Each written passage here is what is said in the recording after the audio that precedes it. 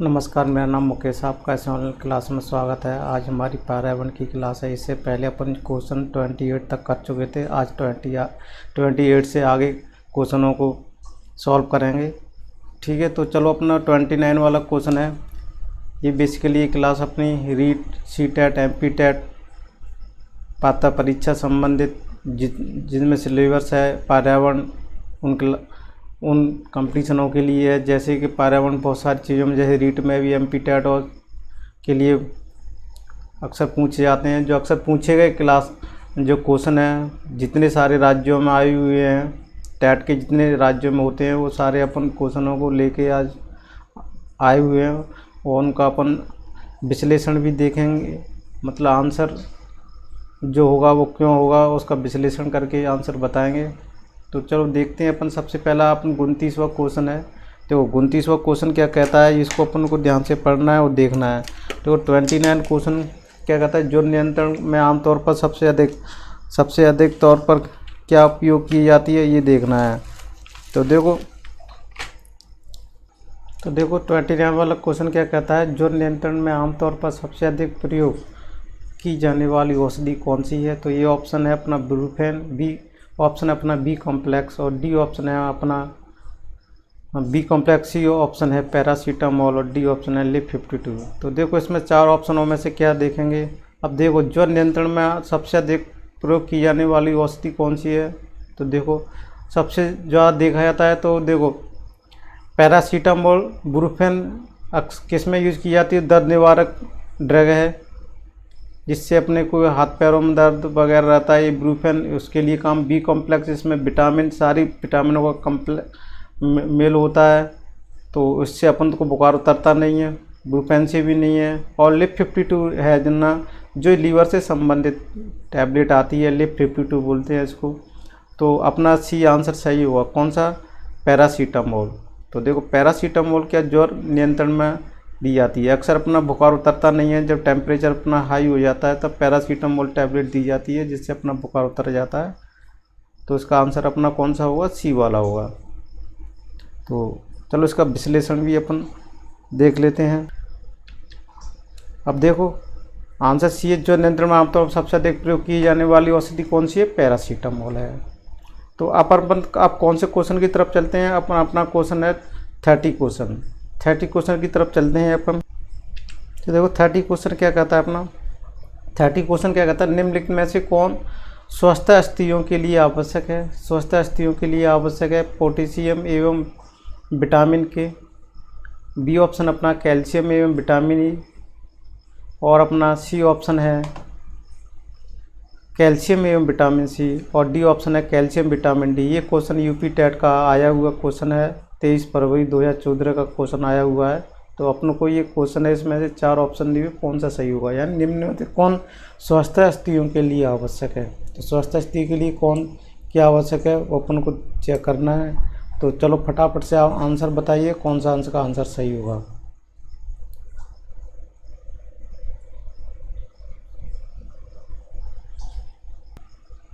देखो इसका आंसर अपना कौन सा सही होगा, इसका आंसर अपना सही होगा डी वाला, कैल्शियम में विटामिन डी। देखो कैल्शियम दांतों के लिए उपयोगी है, विटामिन डी भी हड्डियों के लिए। इसमें क्या होता है, अगर कैल्शियम की कमी और विटामिन डी की कमी हो जाए तो अपने दांत और हड्डियां कमज़ोर हो जाती हैं। तो देखो कैल्शियम विटामिन डी हड्डियों के स्वास्थ्य के लिए आवश्यक होती हैं। इसके अलावा कैल्शियम दांतों के लिए आवश्यक होता है। कैल्शियम की कमी से हड्डी व दांत क्या हो जाते हैं, कमज़ोर हो जाते हैं। तो अपना सही आंसर कौन सा होगा, डी वाला होगा। तो देखो अपना विश्लेषण के साथ अपना बोर्ड पर दिख रहा है। तो देखो बोर्ड पर देखो, आप बोर्ड पर क्या लिखा है, कैल्शियम विटामिन डी हड्डियों के स्वास्थ्य के लिए आवश्यक होती है। इसके अलावा कैल्शियम क्या होता है, दांतों के लिए आवश्यक होता है। कैल्शियम की कमी से हड्डी व दांत कमज़ोर हो जाते हैं। तो अपना ये क्वेश्चन कौन सा, 30 था। अभी क्वेश्चन नंबर 31 की तरफ चलते हैं अपन। देखो 31 क्वेश्चन की तरफ चलते हैं। तो देखो 31 क्वेश्चन क्या कहता है, विटामिन सी की कमी से होने वाली बीमारी का क्या नाम है। तो देखो विटामिन सी की कमी के कौन से रोग होता है, विटामिन सी की कमी के कारण होने वाली बीमारी का नाम क्या है, तो ये अपन को बताना है। देखो विटामिन सी की कमी के कारण होने वाले बीमारी का नाम क्या है? तो इस पहला ऑप्शन है अपना स्कर्वी, बी ऑप्शन है बेरी, और सी ऑप्शन है रतौंधी, और डी ऑप्शन है अपना थकान। तो अपना सही आंसर कौन सा होगा वो अपन को चेक करना है। तो देखो, इस विटामिन सी की कमी से कौन सा होता है? विटामिन सी की कमी से क्या होता है? स्कर्वी नामक रोग हो जाता है। क्यों हो जाता है? क्योंकि इसमें दांत के मसूड़ों में खून आने लगता है तथा जख्म घाव जल्दी नहीं भरते हैं इससे। और क्या होता है? विटामिन सी का रासायनिक नाम में इसमें थ्योरी में पढ़ा चुका हूँ, एस्कॉर्बिक एसिड होता है। ये खट्टे पदार्थों में पाया जाता है। आंवले में सबसे ज़्यादा विटामिन सी पाया जाता है। तो शरीर में विटामिन सी की कमी से कौन सा रोग हो जाता है? स्कर्वी रोग हो जाता है, जिससे दांत के मसूड़ों में खून आने लगता है। क्या आने लगता है? खून आने लगता है। ठीक है ना। तो इसको अपन विश्लेषण के अपन चलो आंसर इसको देख लेते हैं। तो देखो, विटामिन दिया है ये विटामिन सी की कमी से रोग हो जाता है। इसमें दांत और मसूड़ों के खून आने लगते हैं तथा जख्म घाव जल्दी नहीं भरते। विटामिन सी का रासायनिक नाम एस्कॉर्बिक एसिड होता है। ये खट्टे पदार्थों में पाया जाता है। आंवले में सबसे ज़्यादा विटामिन सी पाया जाता है। तो अपना आंसर कौन सा होगा? अपना ए वाला आंसर सही होगा स्क्रीन में।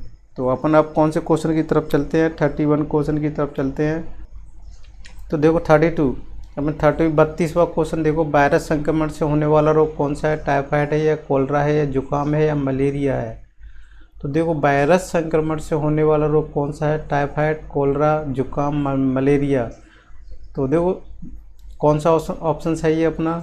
वायरस संक्रमण। देखो, जुकाम वायरस से होने वाला संक्रमण है। क्या जुकाम वायरस से होने वाला संक्रमण, जबकि टाइफाइड, कोलरा तथा मलेरिया कौन से हैं? जल से होने वाले रोग हैं। किससे होते हैं? देखो, जल से कौन कौन से हो जाते हैं? टाइफाइड भी हो जाता है, कोलरा भी हो जाता है और मलेरिया भी हो जाता है। किससे हो जाता है ये?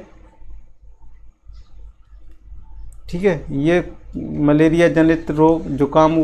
अब देखो, जुकाम वायरस से होने वाला संक्रमण है, जबकि टाइफाइड, कोलरा, मलेरिया किससे होते हैं? जल जनित रोग हैं। जुकाम ऊपरी श्वसन तंत्र का आसानी से फैलने वाला संक्रामक रोग है। इसके लक्षणों में खांसी, गले की खराश, नाक का स्राव और ज्वर आता है। यह आमतौर पर 1 सप्ताह में समाप्त हो जाता है। इसका मुख्य विषाणु राइनो वायरस है। ऐसा कौन सा विषाणु इसका मुख्य है? राइनो वायरस है, इसलिए इसका ठीक है। तो वायरस इसके कारण होता है। तो अपने इसका ऑप्शन कौन सा हो जाएगा? इसका अपना ऑप्शन सही हो जाएगा सी वाला ऑप्शन, जुकाम, है ना। तो इसका सी अपना जुकाम हो जाएगा।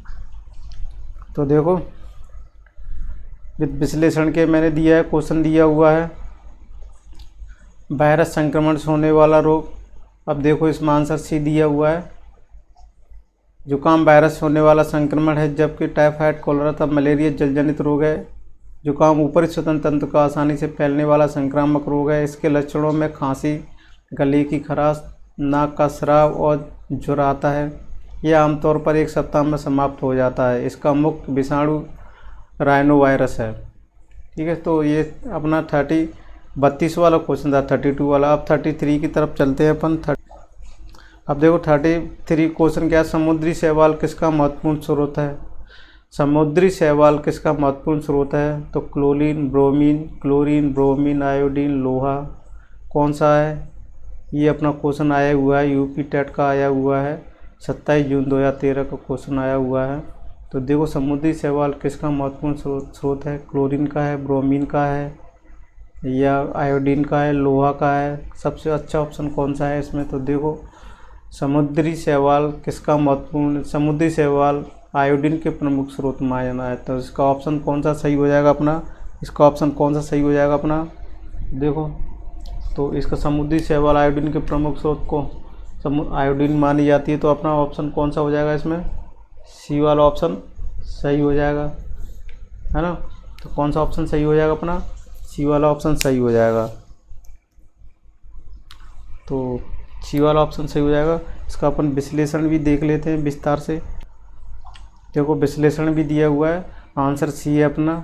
समुद्री शैवाल आयोडीन के प्रमुख स्रोत माने जाते हैं। इसकी कमी से गाइटर या घेंगा रोग हो जाता है, जिससे थायराइड ग्रंथि में सूजन आ जाती है। समुद्री शैवालों में आयोडीन की प्रचुरता वाले शैवाल लेमिनेरिया या सेबार है। यह व्यापक रूप से चिकित्सा में प्रयोग होता है ना। तो समुद्री शैवाल में आयोडीन के क्या है, प्रमुख स्रोत माना जाता है। और आयोडीन से क्या होता है, इसकी कमी से कौन सा रोग हो जाता है, गाइटर, इसको घेंगा रोग बोलते हैं। ये हमसे भी एक क्वेश्चन अपन को याद हो जाएगा अगर विश्लेषण को याद रख लिया। इसमें क्या होता है, थायराइड ग्रंथि में सूजन आ जाती है, गले के बगल में थायराइड सूज जाती है, ग्रंथि होती है। ये समुद्री शैवालों में आयोडीन की प्रचुरता सबसे अधिक कहाँ आते हैं, समुद्री शैवालों में आयोडीन सबसे अधिक पाई जाती है। शैवाल नेमेनिया का शिवार है। यह व्यापक रूप से चिकित्सा में प्रयोग की जाती है, चिकित्सा में प्रयोग किया जाता है। तो अब अपन 34 वाला क्वेश्चन देख लेते हैं, पोलियो का कारण है। तो देखो पोलियो का कारण कौन सा है, तो देखो 34 वाला क्वेश्चन देख लेते हैं। तो पोलियो का कारण है जीवाणु है, विषाणु है, कवक है या कीट है। कौन सा ऑप्शन सही होगा अपना, पोलियो का कारण है। पोलियो का कौन सा कारण है, तो अपना इसमें ऑप्शन कौन सा होगा, अपना ऑप्शन होगा विषाणु। बी वाला ऑप्शन सही होगा। बी वाला सही क्यों होगा, क्योंकि देखो पोलियो विषाणु के कारण होता है। पोलियो का वायरस भोजन पानी के साथ शरीर में प्रवेश करते हैं तथा तंत्र को क्षतिग्रस्त कर देते हैं। इससे मांसपेशियों में अवरोध उत्पन्न हो जाता है। तो इसका ये मेन कारण है बी वाला अपना। और विश्लेषण के साथ और देखो क्वेश्चन बी है, पोलियो विषाणु के कारण होता है। पोलियो का वायरस भोजन पानी के साथ शरीर में प्रवेश करते हैं तथा तंत्र को क्षतिग्रस्त कर देते हैं, है ना। इसमें मांसपेशियों में अवरोध उत्पन्न हो जाता है। तो इसका मेन कारण ये है। तो अपना ऑप्शन है इसमें बी विषाणु। पोलियो का कारण कौन सा है, विषाणु। पोलियो विषाणु के कारण होता है, ये अपन को याद रखना है। अपना 35 जल जनित रोग कौन सा है, इसको देखो चार ऑप्शन और देख लेते हैं। देखो 35 यानी 35वां क्वेश्चन है, जल जनित रोग है। जल जनित रोग कौन सा है, अतिसार है, छोटी माता है, रक्ताल्पता है, मस्तिष्क ज्वर है। तो 35 का क्वेश्चन का अपना कौन सा ऑप्शन सही होगा, उनको वो देखना है। तो जल जनित रोग कौन सा है, जल जनित रोग अपना ये वाला है अतिसार। जी अतिसार होता है वो जल से होता है। छोटी माता, रक्ताल्पता, मस्तिष्क ज्वर ये जल से नहीं होते हैं। तो इसमें अपना कौन सा सही ऑप्शन हो जाएगा, अपना ये वाला आंसर सही हो जाएगा। कौन सा हो जाएगा, ये वाला आंसर अपना सही हो जाएगा। तो देखो इसको विश्लेषण के साथ भी अपन देख, तो देखो ये अपना आंसर सही है। जल जनित बीमारियाँ जल में उपस्थित सूक्ष्म जीवों जैसे जीवाणु, विषाणु तथा अमीबा के कारण होता है। देखो अतिसार जल जनित बीमारियाँ जल में उपस्थित सूक्ष्म जीवों जैसे जीवाणु, विषाणु तथा अमीबा के कारण होता है। अतिसार रोग जल के द्वारा उत्पन्न होता है, जबकि छोटी माता मस्तिष्क ज्वर विषाणु यानी वायरस द्वारा तथा रक्ताल्पता लोहे की कमी से होता है। तो अपना आंसर कौन सा है इसमें सही, ये वाला सही है। अब अपना 36 क्वेश्चन की तरफ चलते हैं। 36वां, धूमपान से होने वाला प्रमुख रोग कौन सा है, तपेदिक, कैंसर फेफड़ों का, अल्सर, अनिद्रा। कौन सा ऑप्शन सही होगा, तो देखो अच्छा क्वेश्चन हुआ है, आंसर बताओ जल्दी। धूमपान से होने वाला प्रमुख रोग कौन सा है, तो देखो इससे धूमपान से होने वाला प्रमुख रोग कौन सा हो जाएगा, कैंसर, फेफड़ों का कैंसर हो जाता है धूमपान अधिक करने से। तो अपना आंसर कौन सा सही हो जाएगा, अपना आंसर कौन सा सही हो जाएगा, बी वाला आंसर सही हो जाएगा। अपना बी वाला आंसर सही हो जाएगा। यानी धूमपान से होने वाला प्रमुख रोग कौन सा है, कैंसर, फेफड़ों का कैंसर हो जाता है। ठीक है, तो चलो अगले क्वेश्चन की तरफ चलते हैं, उसका चलो विश्लेषण भी देख लेते हैं अपन।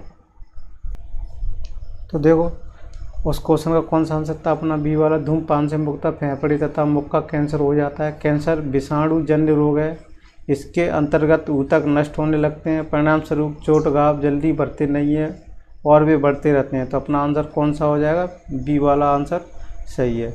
तो अगले क्वेश्चन की तरफ चलते हैं। अपना अगला क्वेश्चन रहेगा अपना इसके आगे वाला। देखो 37 वाला क्वेश्चन को, चूहों के द्वारा फैलने वाला रोग कौन सा है, चेचक है, मलेरिया है, प्लेग है या तपेदिक है। इससे पहले भी मैं बता चुका था इस क्वेश्चन को। तो चूहों के द्वारा कौन सा रोग फैलता है, इससे पहले भी क्वेश्चन में इसका जिक्र हुआ था। चूहों द्वारा फैलने वाला रोग कौन सा है, प्लेग है। प्लेग के वायरस को पिस्सू कहते हैं तथा पिस्सू परजीवी के रूप में चूहों पर निर्भर रहते हैं। प्लेग से शरीर के फेफड़े तथा लाल रक्त कणिकाएं प्रभावित होती हैं। तो अपना आंसर कौन सा होगा, सी है।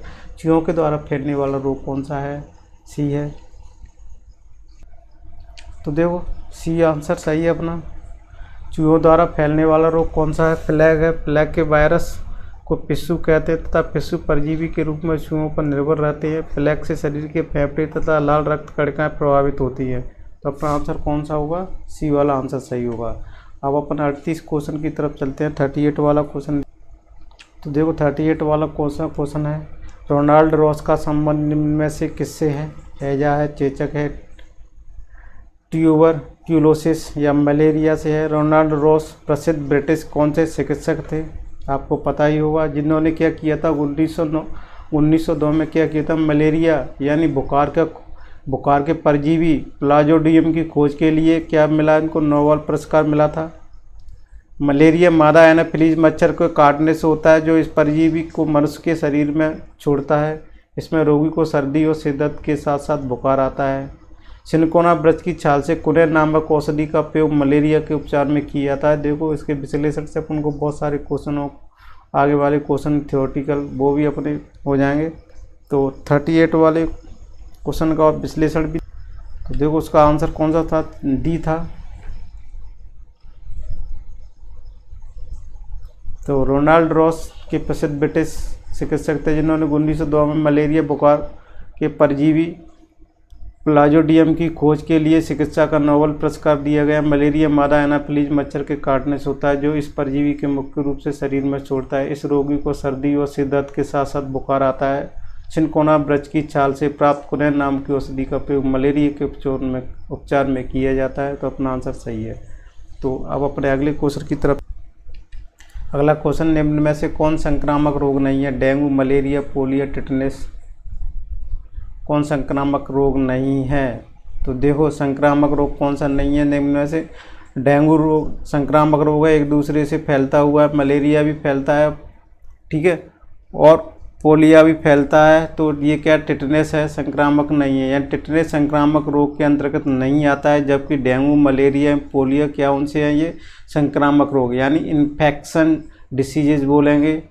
और जो टिटनेस रोग में क्या होता है? कंकाल पेशियों को नियंत्रित करने वाली तंत्रिका कोशिकाएं प्रभावित होती हैं। ये बैक्टीरियम ब्लोडियम नामक बैक्टीरिया में होता है। टिटनेस का अन्य नाम धनुष्कार एवं लॉकजा भी है, ठीक है ना। तो देखो इसका मेन चीज़, तो इसलिए आप चलो इसको और भी डिटेल में इसका विश्लेषण अब मैं बोर्ड, तो देखो डी वाला ऑप्शन अपना सही होगा। बड़ो इसको पूरा विश्लेषण के दे दिया है मैंने।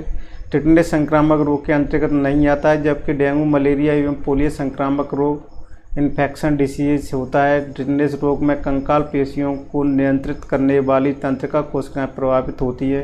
यह बैक्टीरियम क्लोस्ट्रीडियम नामक बैक्टीरिया से होता है। टिटनेस का अन्य नाम धनुष्कार एवं लॉकजा भी है। तो आगे इसके बाद अपना 40 वाला क्वेश्चन, देखो 40 वाला क्वेश्चन क्या कहता है? डेंगू रोग का बाग कौन सा है? एडिस मच्छर है, क्रूलेक्स मच्छर है, या घरेलू मक्खी है, या एनाफिलीज मच्छर है? कौन सा ऑप्शन सही है? ये अपना आया हुआ क्वेश्चन है, 2011 का आया हुआ, टेट में राजस्थान में आया हुआ क्वेश्चन है। डेंगू रोग का बाग कौन सा है? देखो तो इसमें डेंगू वाली कौन से बाग कौन सा होता है? जो बाग मतलब एक दूसरे से एक दूसरे जगह स्थान पर ले जाते हैं रोगों का बाग। तो डेंगू रोग क्या होता है? इसमें ऑप्शन अपना ये सही हो जाएगा, क्योंकि डेंगू रोग एडिज मादा मच्छर के काटने से होता है। एडिज मच्छर में क्या होता है? टाइगर मच्छर भी कहते हैं। ये एक विषाणु जनित रोग है। डेंगू में के बुखार में रोगी को ठंड लगने के साथ तेज बुखार आता है। इसके अलावा आंखों में सूजन, सिर एवं जोड़ों में दर्द रहता है, इसलिए डेंगू की हड्डी तोड़ बुखार भी कहते हैं। तो इसका आंसर अपना कौन सा सही होगा? ये वाला आंसर सही होगा। तो देखो इसका आंसर सही ये होगा, विश्लेषण के दिया हुआ है। इसको विश्लेषण को पढ़ते हैं अपन। डेंगू रोग क्या होता है? एडिज मादा मच्छर के काटने से होता है। एडिज मच्छर को टाइगर मच्छर भी कहते हैं। यह एक विषाणु जनित रोग है। डेंगू के बुखार में रोगी को ठंड लगने के साथ तेज बुखार आता है। इसके अलावा आंखों में सूजन, सिर एवं जोड़ों में दर्द रहता है, इसलिए डेंगू को हड्डी तोड़ बुखार भी कहते हैं। तो अपना यहाँ कितने क्वेश्चन हो गए? 40 क्वेश्चन तक हो गए। आगे के क्वेश्चन अपन इससे आगे की क्लास में करेंगे। अब इतना काफ़ी है आज। अपन 40 क्वेश्चन से आगे अगली क्लास में करेंगे। तो मैं आशा करता हूँ आपने ये वीडियो शुरू से लगा कर लास्ट तक देखा होगा, और मैं ये भी आशा करता हूँ आप इस वीडियो को ज़्यादा से ज़्यादा शेयर करेंगे जिससे और लोगों को भी फ़ायदा उठा सकें। Thank you for watching this video.